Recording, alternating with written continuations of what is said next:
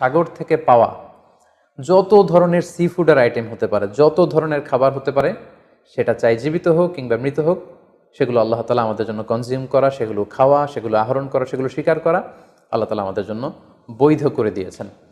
কিন্তু আমরা যদি মেজরিটি স্কলারদের দিকে তাকাই, তাহলে দেখব গোটা বিশ্বে যত স্কলার আছে, মেজরিটি স্কলাররা ওনারা সি ফুডের সকল আইটেম খাওয়া হালাল, স্বীকার করা হালাল, খাওয়া হালাল বলে ওনারা মন্তব্য পেশ করেছেন। যারা এ ব্যাপারে কিছু কিছু প্রাণীর ব্যাপারে ভিন্ন মত পোষণ করেন, তাদের কয়েকটি মতামত আমি আপনাদের সামনে তুলে ধরছি। যেমন কোনো স্কলাররা বলেছেন যে সাগরের প্রাণী খাওয়া তখন জায়েজ হবে যদি সেটা সবসময় সাগরে বসবাস করে, অর্থাৎ সেটা জলজ প্রাণী হতে হবে, কিছু সময় জলে থাকে আবার কিছু সময় স্থলে থাকে, এ জাতীয় প্রাণী খাওয়া যাবে না। যেমন ব্যাঙের কথা ওনারা উল্লেখ করেছেন, আল্লাহ রাসূল সাল্লাল্লাহু আলাইহি ওয়াসাল্লাম ব্যাঙ হত্যা করতে নিষেধ করেছেন, আর যে প্রাণী হত্যা করা নিষেধ সেটা খাওয়াও নিষেধ, সো ব্যাঙ খাওয়া যাবে।